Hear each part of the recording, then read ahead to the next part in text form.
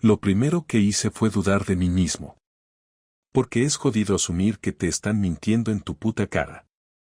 Que alguien con quien compartes cama, casa y la cena de cada noche puede estar jugando en otra liga sin que tú lo sepas. Pero eso es exactamente lo que pasó, y empezó con un puto mensaje que no era para mí. Eran las 19:12 de un martes cualquiera. Estaba en el salón, con el portátil sobre las piernas, revisando unos presupuestos de la oficina. Ella salió del baño, con el pelo envuelto en una toalla y el móvil en la mano. Nada raro, lo de siempre. Dejó el móvil sobre la mesa, fue a la cocina por un vaso de agua, y ahí sonó el clink de WhatsApp. No iba a mirar, pero lo hizo mi vista antes que yo. El mensaje decía: te he pensado todo el día. Esta noche no me puedo aguantar. Tardé un segundo en procesarlo. Y otro en pensar que quizá era una broma entre amigas. Uno más en darme cuenta de que el contacto tenía solo una inicial, J. No lo abrí. Solo lo vi en la notificación. Ella volvió del pasillo, cogió el móvil con naturalidad, y cuando lo desbloqueó, vi cómo le cambió la cara. No dramáticamente, pero sí con ese microgesto que solo notas cuando ya estás buscando algo. Tragó saliva, lo deslizó hasta su pecho como para protegerlo de mi vista, y sonrió con una naturalidad tan forzada que daba vergüenza ajena. ¿Quieres que pida algo de cena?, me preguntó. Yo asentí sin decir mucho. Ni un sí, ni un no, solo un movimiento de cabeza. Me latía el pecho como si hubiera corrido sin calentar, y me costaba respirar hondo sin que se me notara. Lo peor es que no me cabreé. Me paralicé. Y eso, tío, eso es lo que más me jodió. Esa primera reacción. Porque el que soy yo de verdad, el que grita en los partidos del Madrid y discute con la tele cuando dan las noticias, ese no salió. En vez de eso, se me congeló el cuerpo, como si no pudiera ni decidir qué hacer con la información que acababa de entrarme por los ojos. No dije nada esa noche. Cenamos sushi. Ella se rió de una tontería del gato, se duchó otra vez antes de dormir, cosa que nunca hace, y se metió en la cama conmigo como si todo fuera normal. Se durmió rápido. Yo no. No dormí una mierda. No era el mensaje lo que me quitaba el sueño. Era lo que significaba. La intención. Porque cuando alguien te dice que no puede aguantarse, es porque hay un plan, algo organizado, algo que viene de antes. No era una improvisación. Era una rutina. Algo que probablemente había pasado antes, muchas veces. Y yo ahí, como un gilipollas, firmando recibos, haciendo la compra, llevándole el coche al taller cuando tocaba. Me levanté a las 4 de la mañana y me fui a la cocina. Me preparé un café solo para tener algo que hacer con las manos. En ese momento no quería pruebas. No quería revisar el móvil ni montar una escena. Solo quería pensar. Y para pensar necesitaba estar solo. Recordé cosas, como un gilipollas, los últimos sábados que decía que se iba al gimnasio y volvía sin sudar, los domingos en los que me decía que había quedado con su prima Silvia. Y luego la misma Silvia decía que había estado con gripe. Las veces que se duchaba justo al llegar a casa.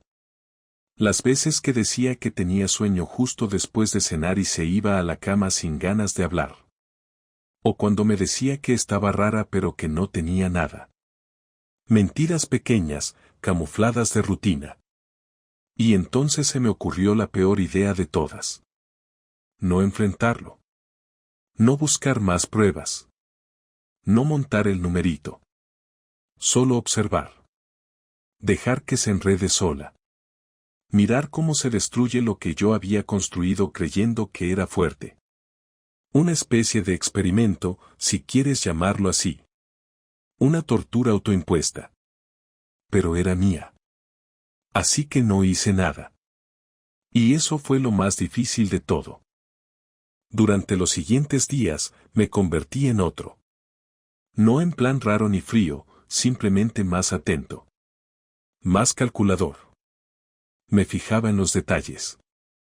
Miraba cómo escribía en el móvil, si usaba auriculares para hablar, si salía a la terraza cuando hablaba por teléfono. Me fijaba en qué ropa se ponía cuando decía que iba a salir solo un rato. Todo eso. Y ella, tan tranquila. El sábado siguiente me dijo que iba a cenar con una amiga. La típica cena de chicas. Me sonrió y me preguntó si quería que me trajera algo del McDonald's a la vuelta. Le dije que no. Que ya tenía cena. Mentí. Me preparé un plato de arroz blanco con huevo porque no podía ni tragar de los nervios. Esa noche no volvió hasta casi las 2. La vi entrar, quitarse los tacones en la entrada, suspirar como quien viene de correr la maratón y meterse al baño. Cerró la puerta con llave. Yo estaba en la cama, despierto, con la tele apagada y la vista fija en el techo. La escuché ducharse. Lavar algo. No sé si a sí misma, a su conciencia o a los restos de otro. Cuando volvió al cuarto, se metió en la cama y me dio un beso en la mejilla. ¿Estás dormido?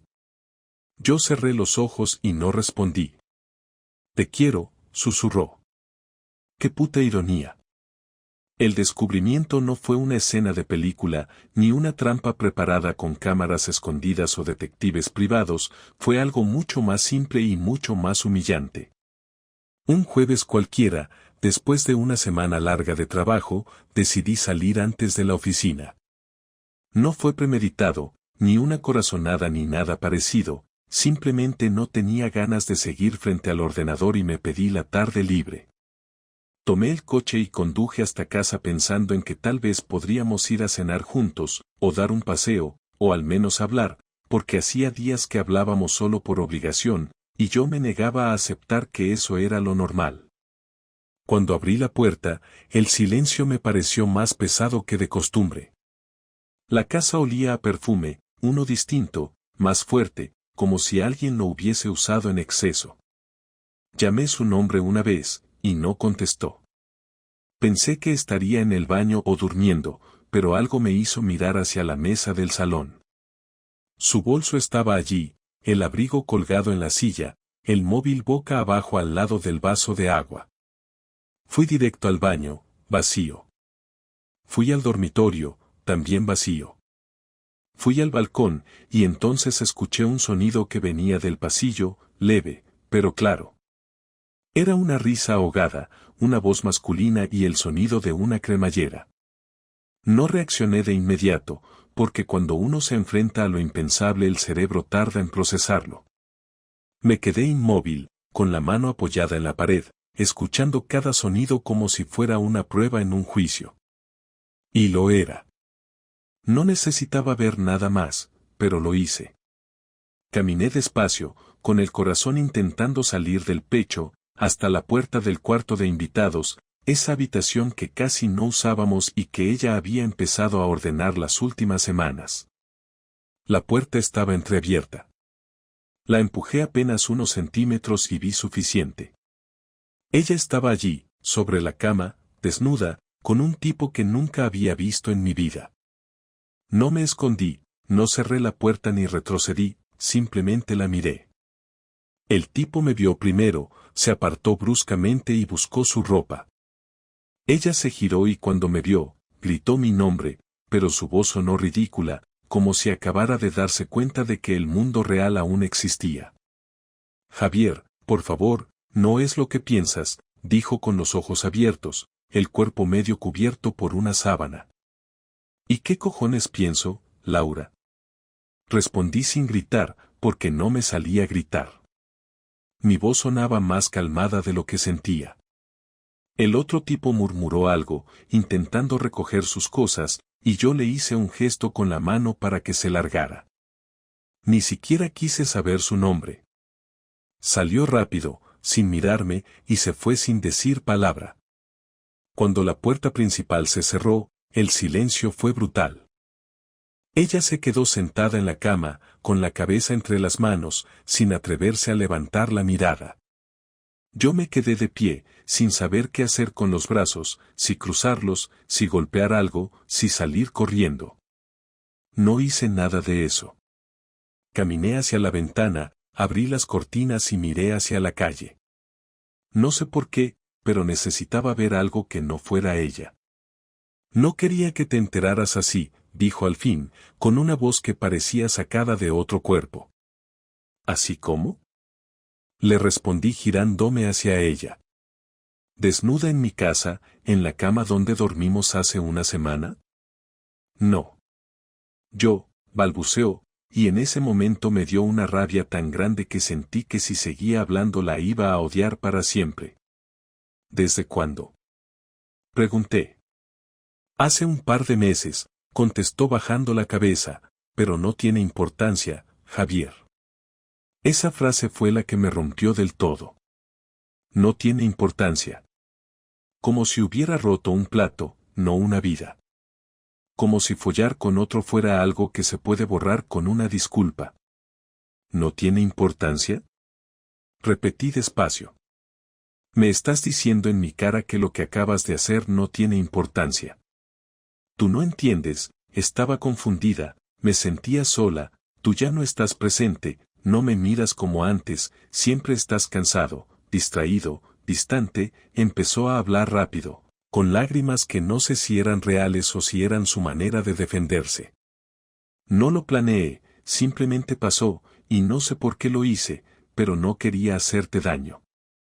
¿Y qué pensabas, que yo no me iba a dar cuenta? Le dije acercándome un poco, con un tono tan contenido que hasta me asusté de mí mismo. ¿Qué podía seguir viniendo a mi casa ese tipo mientras yo trabajo para pagar las facturas? Ella se tapó la cara y empezó a llorar, pero no quise consolarla. No había nada que consolar. No era un error, era una decisión. Y lo peor de todo es que yo sabía que no había sido la primera vez. ¿Cuántas veces? Pregunté. No respondió. ¿Cuántas veces, Laura? 5, 6, no lo sé, murmuró sin mirarme. Cada número era como un golpe en la cara. Me reí, no porque me hiciera gracia, sino porque la alternativa era romper algo. 6 veces. 6 veces no son un accidente, le dije mientras cogía mi chaqueta. 6 veces es una relación, no una confusión. Ella se levantó, me agarró del brazo y me suplicó que habláramos.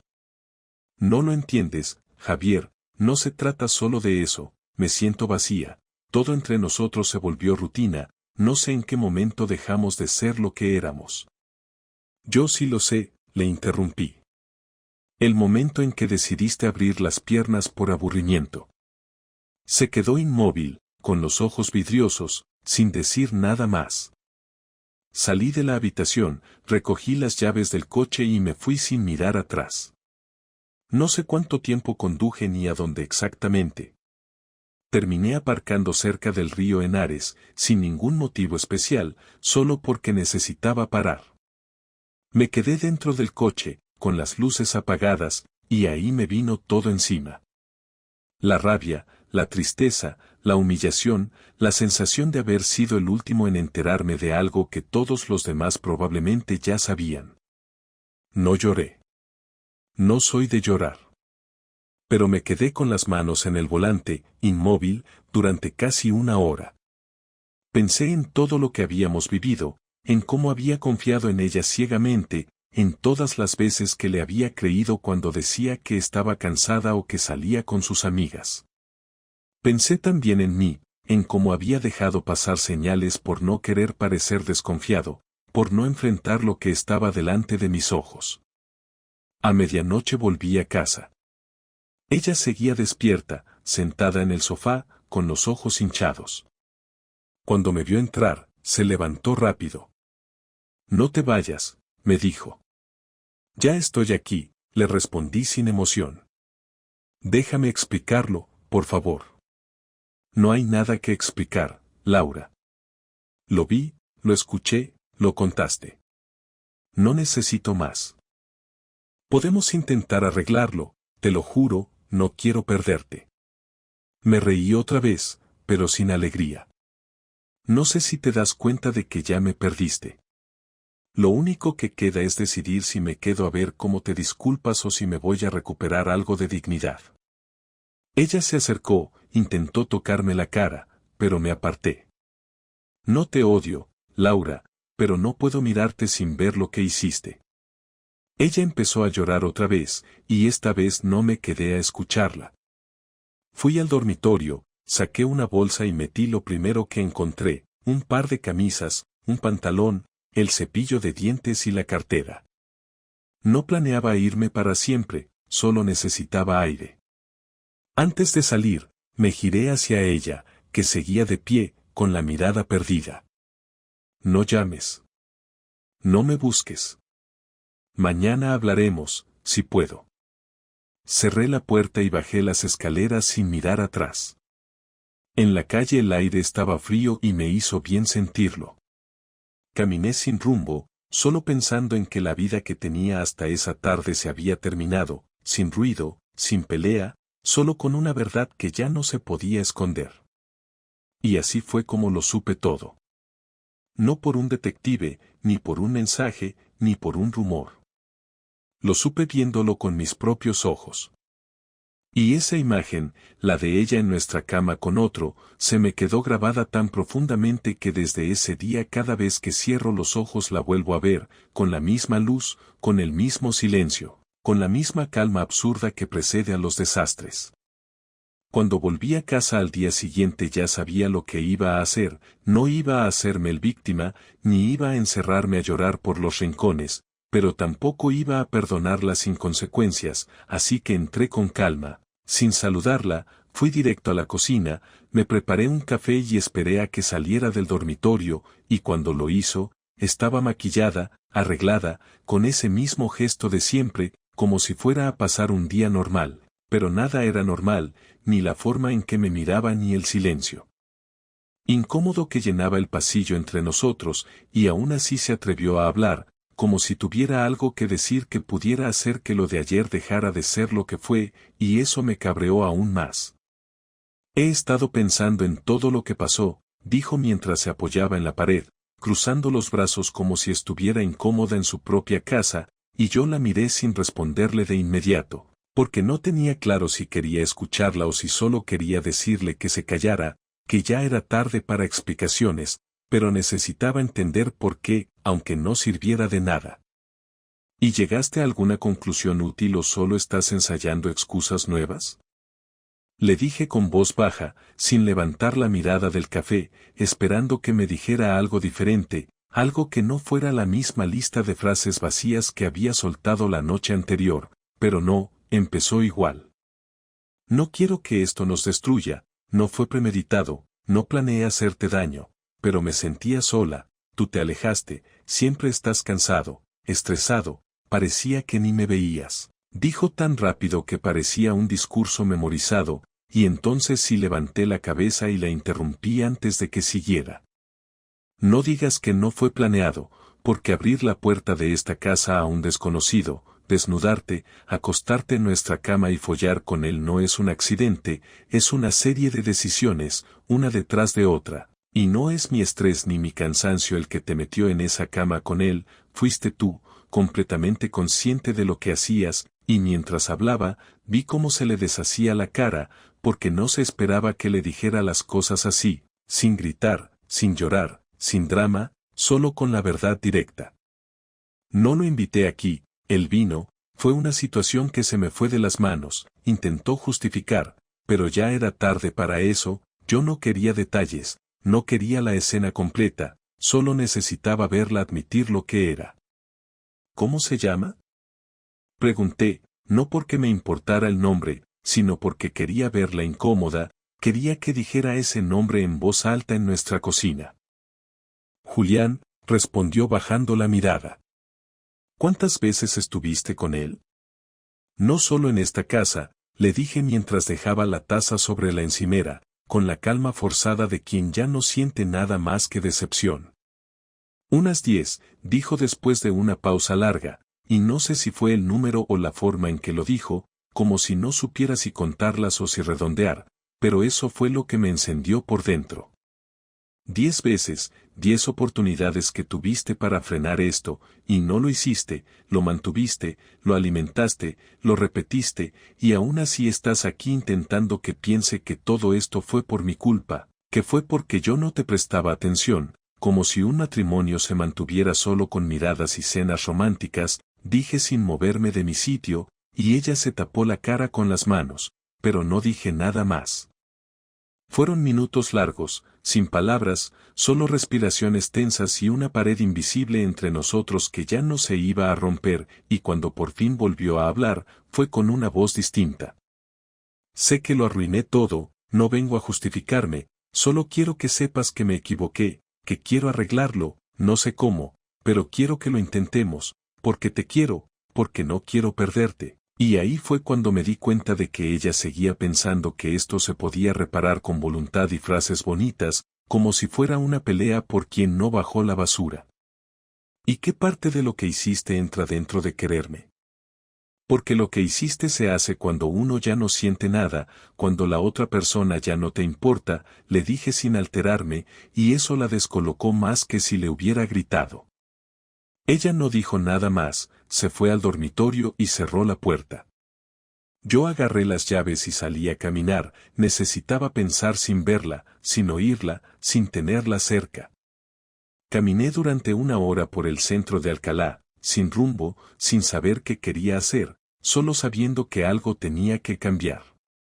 Llamé a mi hermano, le pedí quedarme unos días, me dijo que sí sin hacer preguntas, y cuando volví a casa, ella estaba en el salón, sentada, esperándome, como si fuéramos a tener una última conversación.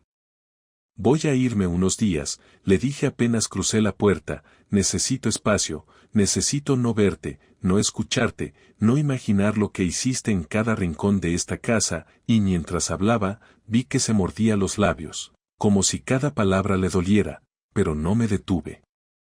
¿Te vas a separar?, preguntó, y lo dijo con miedo, como si no supiera que eso ya no dependía de mí.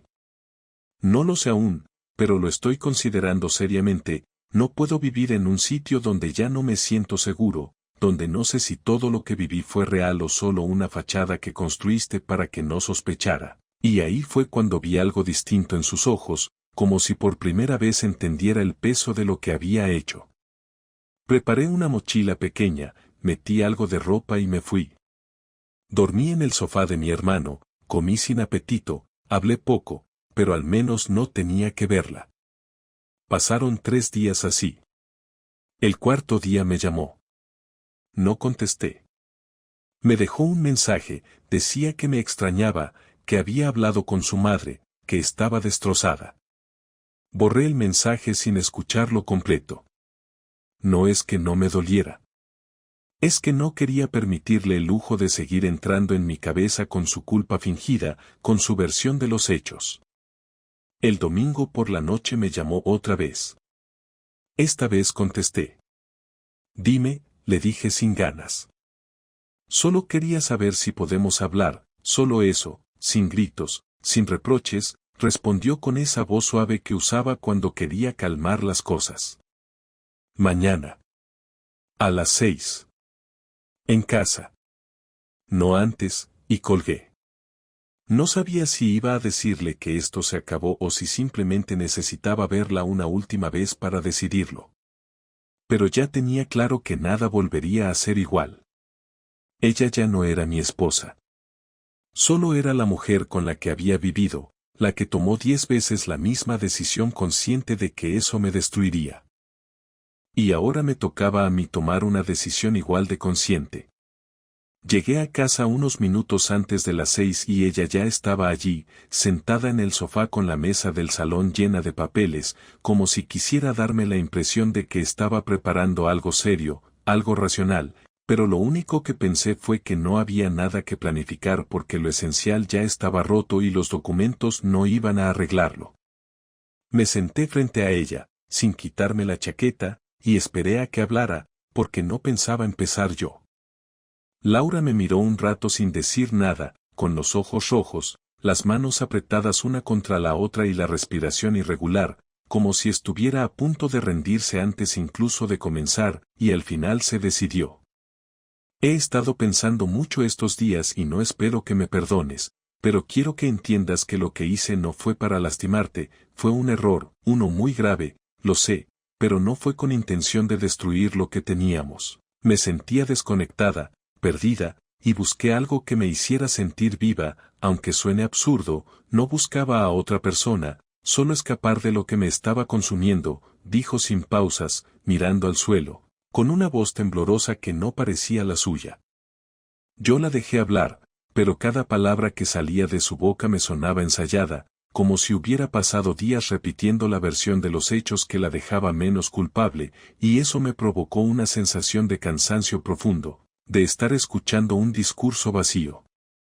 No quiero escuchar más frases de autoayuda, Laura, no quiero que me hables como si estuvieras justificando un tropezón, no te tropezaste con él, lo buscaste, lo mantuviste, lo metiste en mi casa y lo hiciste parte de tu rutina, así que no lo llames error porque los errores se cometen una vez, y tú repetiste lo mismo muchas veces sabiendo exactamente lo que hacías, dije sin elevar la voz, porque entendí que lo que más la descolocaba era que hablara con calma. Ella levantó la cabeza de golpe y su mirada cambió, ya no era la de una mujer que pedía perdón sino la de alguien que se sentía acorralada, y eso fue lo que hizo que su tono se endureciera. No puedes entenderlo porque no eres yo, no sabes lo que se siente estar viviendo al lado de alguien que ya no te mira, que no te toca, que no te dice una palabra con cariño, y sí, lo que hice estuvo mal, pero tú también me empujaste a esto con tu indiferencia, porque llevas meses viviendo como un fantasma en esta casa, solo trabajando, durmiendo y callando, y yo ya no podía más, soltó de un tirón, con una mezcla de rabia y llanto contenida. Perfecto, ahora la culpa también es mía, era lo que faltaba, que además de cornudo sea responsable de tu falta de control, de tus decisiones y de tu cama compartida con otro. No sabía que mi cansancio tenía ese poder mágico, le contesté con ironía, sin moverme del sitio, solo observando cómo se deshacía poco a poco. Se levantó del sofá y empezó a caminar por el salón, gesticulando, como si necesitara moverse para no quebrarse del todo, y de repente empezó a decir todo lo que tenía guardado, como si al fin se liberara de un peso. No estoy diciendo que sea culpa tuya, solo que nuestra relación estaba muerta mucho antes de que él apareciera, y yo lo sentía todos los días, me despertaba al lado de alguien que ya no parecía querer estar conmigo, me vestía, iba al trabajo, volvía a casa y lo único que encontraba era silencio, y sí, hice algo horrible, pero no lo hice por diversión, lo hice porque ya no sabía quién era, y al terminar se quedó quieta, con la mirada perdida, esperando que mi respuesta fuera una puerta abierta. Una posibilidad, pero no lo fue.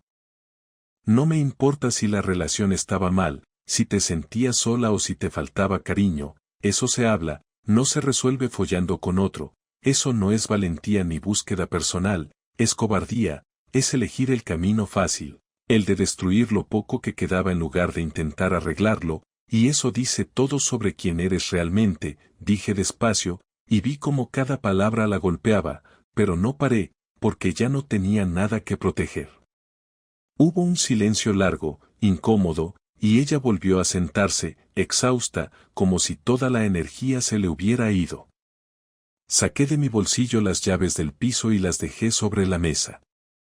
Voy a quedarme con mi hermano por ahora, ya hablé con un abogado, me dijo que puedo presentar la demanda cuando quiera, no tengo prisa, pero tampoco pienso seguir en este limbo, le dije sin apartar la vista de ella.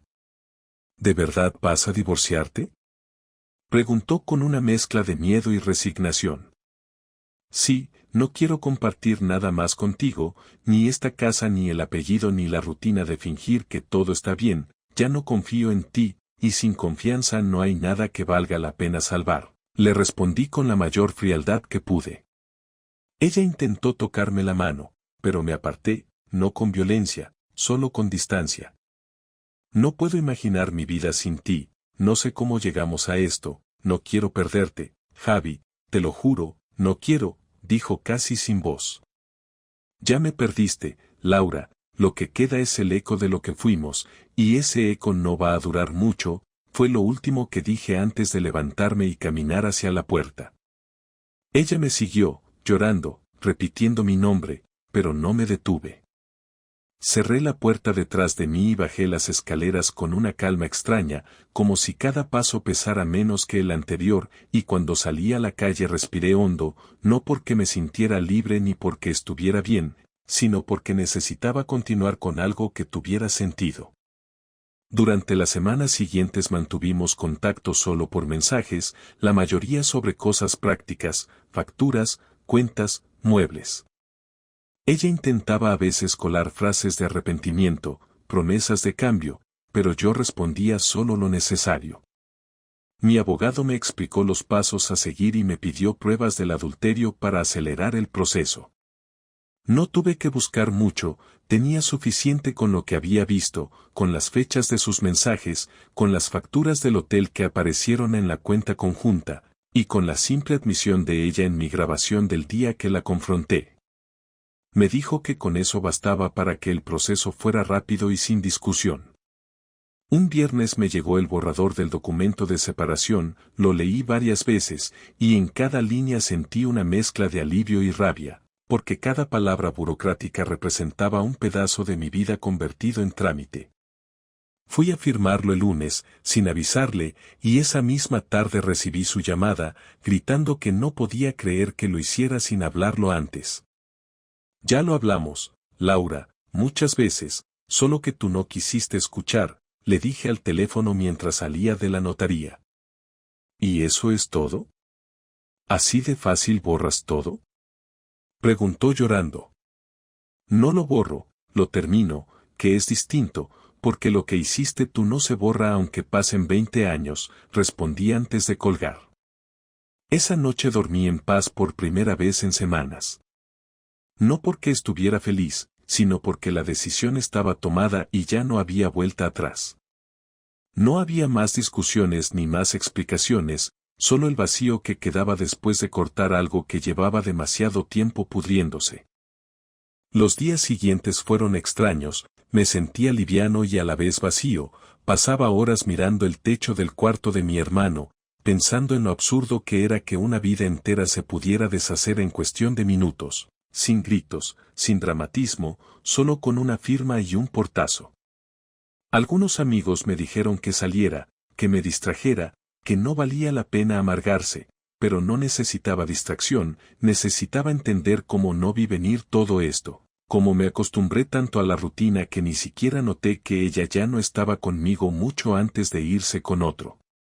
Y aunque todavía no lo admitía en voz alta, algo en mí empezó a cambiar. Ya no era solo el hombre traicionado, ya no me definía lo que ella había hecho, ahora era el tipo que había decidido terminar algo cuando todos esperaban que aguantara, y esa idea, por primera vez, me dio cierta tranquilidad. Una semana después de firmar los papeles, Laura me pidió vernos cara a cara por última vez, me dijo que no era para convencerme de nada, que ya había entendido que no había vuelta atrás, pero que necesitaba hablar conmigo sin mensajes, sin llamadas, sin intermediarios, y aunque todo en mí me decía que no tenía sentido, que ya estaba todo dicho, acepté, no por ella, sino porque yo también sentía que algo dentro de mí seguía con esa necesidad estúpida de cerrar todo correctamente, como si eso sirviera de algo. Quedamos en el mismo sitio donde años atrás habíamos celebrado nuestro primer aniversario, un restaurante sencillo al lado del parque donde solíamos pasear los domingos. Ella llegó 10 minutos tarde, lo cual ya me pareció simbólico, aunque me guardé el comentario. Llevaba el mismo abrigo beige que tenía desde hacía años, pero por alguna razón me pareció más ajeno, más falso, como si lo llevara para parecer la misma mujer que yo había amado, pero sin conseguirlo del todo. Nos sentamos frente a frente, en una mesa alejada, no pedimos nada más que agua, y estuvimos en silencio unos segundos que se sintieron largos. Fue ella quien rompió el hielo, hablando con una voz más baja de lo habitual, como si tuviera miedo de que nos oyeran o como si estuviera agotada de fingir fortaleza. No quiero darte pena, ni hacerte cambiar de opinión, Solo quiero que me escuches, dijo mirándome directamente a los ojos por primera vez desde que todo se había desmoronado. Habla, respondí sin más. Llevo días pensando en todo esto, no solo en lo que hice, sino en cómo llegamos a este punto, en cómo dejamos que se nos escapara todo de las manos, y me doy cuenta de que no solo te fallé a ti, también me fallé a mí misma, porque yo no era así, yo no mentía, no usaba a la gente, no me acostaba con otros mientras dormía al lado de alguien que me quería, y sin embargo lo hice, y me duele más de lo que puedas imaginar, no porque tú no me perdones, eso lo entiendo, sino porque ya no puedo volver a verme como antes, ya no puedo confiar en lo que soy, dijo con una honestidad que no le había escuchado antes. No creo que seas la única culpable de que esto no funcionara, pero si lo eres de cómo decidiste manejarlo, yo también cometí errores, claro, me encerré en mi rutina, me olvidé de decir ciertas cosas, me dejé llevar por el día a día, pero nunca me planteé traicionarte, ni siquiera en los peores momentos se me pasó por la cabeza joderte la vida desde dentro, le contesté sin rencor, solo con la claridad que da haberlo pensado demasiado. Lo sé, y no sé cómo vivir con eso, Javier, respondió, y por un momento bajó la mirada como si estuviera hablando con un juez, no con su exmarido.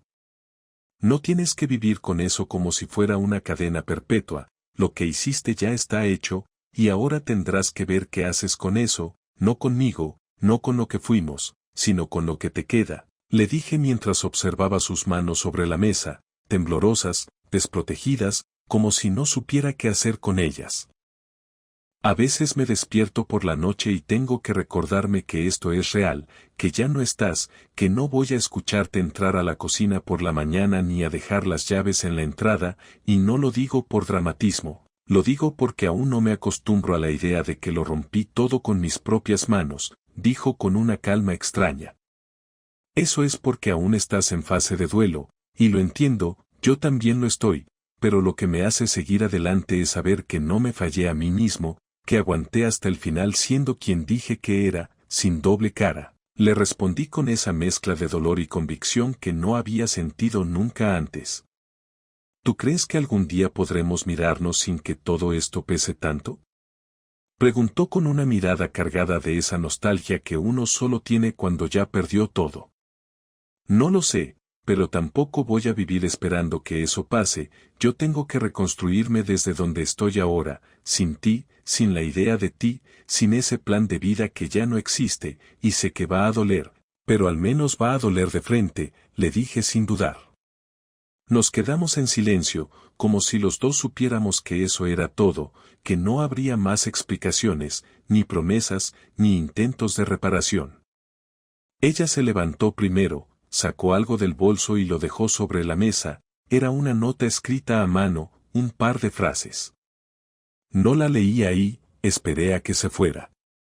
Cuando me levanté, pagué la cuenta aunque no habíamos consumido nada más, y caminé hasta el coche sin mirar atrás. En el asiento, abrí el papel. Lo que rompí no era solo tu confianza, era lo último que quedaba de mí. Espero que encuentres lo que yo no supe cuidar. No me afectó como esperaba. No lloré. No me dio rabia. Solo lo doblé y lo metí en la guantera. No porque tuviera valor sentimental, sino porque era parte de la historia, un fragmento más de un cierre necesario. Esa noche volví al piso de mi hermano, le conté lo que pasó, me escuchó sin interrumpirme, y cuando terminé me dijo que ya era hora de que me centrara en mí, no en ella, no en el pasado, y que dejara de revivir lo que no iba a cambiar. Le hice caso. Al día siguiente me levanté temprano, salí a correr por primera vez en meses, no porque quisiera estar en forma, sino porque necesitaba ocupar mi cabeza en algo que no fuera ella. Pasaron los días, me ofrecieron una posibilidad de traslado a otra oficina en Valencia, con mejores condiciones y nuevos proyectos, lo hablé con mi jefe, le dije que necesitaba el cambio, no por la carrera sino por mi estabilidad mental, me apoyó, y en menos de un mes ya estaba empacando mis cosas. Laura me escribió una vez más antes de irme, un mensaje breve, si algún día quieres hablar como personas, sin heridas abiertas, aquí estaré. No respondí. Lo último que supe de ella fue a través de un amigo en común, que me dijo que había dejado su trabajo y que estaba en terapia. Me alegró saberlo, no por compasión, sino porque entendí que al menos no estaba repitiendo el mismo patrón. Yo me fui con lo justo, sin muebles, sin recuerdos innecesarios, solo con mi ropa, mis documentos, y un par de cajas con cosas personales. El resto lo dejé atrás. En Valencia no todo fue fácil, no conocía a nadie, no tenía ganas de socializar, pero al menos tenía algo nuevo que construir, y eso fue suficiente al principio. Empecé a salir solo los fines de semana, a conocer los bares del centro, a ir al mercado los sábados, a comer sin prisa. Poco a poco recuperé rutinas que había olvidado, como leer antes de dormir, ver películas sin que nadie hablara encima, dormir con la ventana abierta. No eché de menos a Laura, eché de menos la versión de mí que existía cuando todavía confiaba en alguien sin miedo, pero eso era parte del proceso, sabía que no podía volver atrás, que lo único que podía hacer era seguir hacia donde fuera que me llevara esta nueva etapa. Empecé a escribir lo que me pasaba, no para compartirlo, sino para no olvidarlo. Y así, con la calma de los días iguales, me di cuenta de que el dolor no desaparece, solo cambia de forma. Ya no era un nudo en el estómago cada mañana, ahora era solo una cicatriz, una que me recordaba lo que pasó, pero que ya no dolía al tocarla. Eso, para mí, era suficiente. Pasaron 4 meses desde que me mudé a Valencia y, aunque cada semana tuvo su propio desgaste, la sensación general fue de reconstrucción lenta pero constante, como cuando te rompes una pierna y al principio no puedes ni apoyar el pie, pero con el tiempo empiezas a caminar sin pensar en ello, y eso fue lo que me ocurrió, dejé de pensar en Laura todo el tiempo, ya no me venía su cara a la cabeza cada vez que alguien me decía su nombre, ni me acordaba del otro tipo cuando pasaba por un hotel o escuchaba esa canción que solíamos poner en el coche, todo eso se fue despegando poco a poco como una etiqueta mal puesta que ya no se sostiene, y aunque no puedo decir que la olvidé del todo, porque no se trata de borrar sino de poner en su sitio, sí puedo decir que su recuerdo dejó de tener fuerza, ya no dictaba mi estado de ánimo, ni dirigía mis decisiones, simplemente estaba ahí, como cualquier cosa que ocurrió y que ya no puede cambiarse. Un jueves, mientras salía del gimnasio, recibí una llamada de un número que no tenía guardado, no contesté, pero me dejó un mensaje que escuché al llegar a casa, era ella, Laura, con una voz distinta, más grave, más pausada, diciendo que había visto unas fotos mías en redes que subió un compañero del trabajo, que le alegraba verme bien, que no quería molestar, solo decirme eso, que me veía diferente, más tranquilo, y que esperaba que todo siguiera así para mí. No respondí, ni lo pensé demasiado, pero esa noche, mientras preparaba la cena, me vino a la cabeza una pregunta muy clara, ¿por qué había aceptado esa última conversación con ella si ya sabía que no servía para nada? Y la respuesta fue más simple de lo que esperaba, lo hice porque en el fondo no quería quedarme con palabras pendientes, porque aunque no iba a perdonarla, necesitaba escucharla una última vez para poder cerrar ese capítulo sin quedarme enganchado en el rencor, y cuando comprendí eso, me di cuenta de que aquella conversación, la del restaurante, había sido mi forma de quitarle el poder que tuvo sobre mí, de decirle que ya no podía afectar mi vida, ni mis planes, ni mis días, y que lo único que quedaba de nosotros era una historia con fecha de vencimiento. Durante esas semanas empecé a conocer a otra gente, no en plan citas ni relaciones, simplemente compartiendo tiempo, y eso también ayudó, porque escuchar historias ajenas te recuerda que nadie está libre de mierda, que todos cargamos con algo, y que lo que parece perfecto por fuera muchas veces es solo una fachada como la que yo mismo mantuve durante tanto tiempo con Laura, fingiendo que todo estaba bien porque no quería aceptar que lo nuestro ya se había acabado incluso antes de la infidelidad. Lo pensé muchas veces y llegué a una conclusión que no me gustó, pero que fue honesta, si no hubiera encontrado a Laura con ese tipo en nuestra casa, probablemente habría seguido ahí por inercia, por costumbre, por miedo a la soledad, y eso me dio vergüenza, no por haber querido sostener el matrimonio, sino por haber estado dispuesto a seguir viviendo una mentira con tal de no enfrentarme a mí mismo.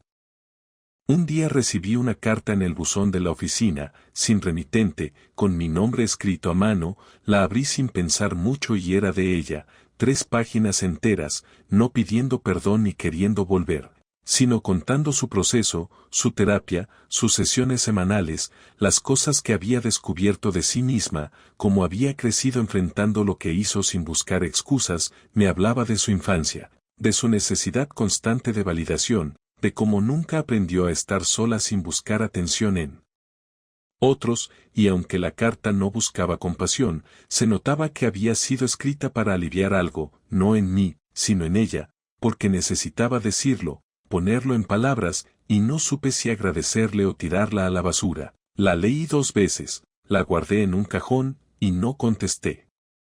Un mes después, mientras organizaba mis papeles en casa, encontré una carpeta con documentos antiguos, facturas del piso en Alcalá, contratos, papeles de la boda, y una hoja con un itinerario de viaje que nunca hicimos. Un fin de semana en Santander que habíamos planeado justo antes de que empezara todo a ir mal, lo miré durante un rato y pensé en cómo algo tan simple como un viaje frustrado podía representar todo lo que fuimos. Planes que no se cumplieron, promesas hechas en automático, y entendí que muchas veces confundimos compromiso con repetición, como si por hacer lo mismo todos los días ya estuviéramos cumpliendo con nuestra parte, y no es así, se necesita mucho más que estar presente, se necesita estar realmente involucrado, y nosotros no lo estábamos desde hacía mucho.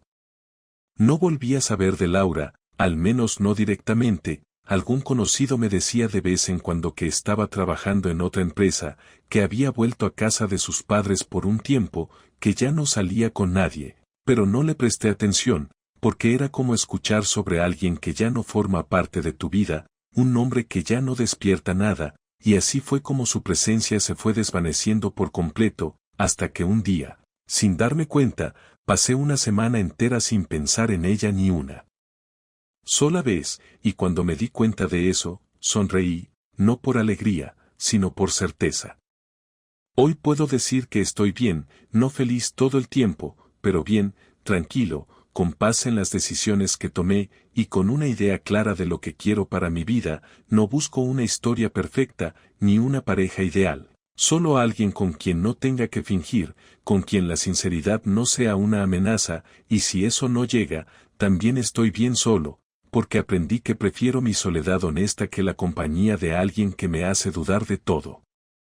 Cierro esta historia sin necesidad de aplausos ni moralejas, sin querer dar lecciones ni buscar lástima, simplemente la comparto porque escribirla fue una forma de ordenar lo que viví, de entender lo que aguanté, lo que permití, lo que enfrenté, y sobre todo, lo que decidí no volver a permitir. No sé si Laura llegó a cambiar de verdad o si simplemente aprendió a vivir con su culpa, tampoco me interesa, porque eso ya no es asunto mío. Lo único que sé es que, después de todo lo que pasó, después de los días largos, de las noches sin dormir, de la rabia y del silencio, tomé una decisión difícil pero necesaria, y eso fue lo que me salvó. Porque no siempre ganar significa quedarte con alguien, a veces ganar es tener el valor de irte y no mirar atrás.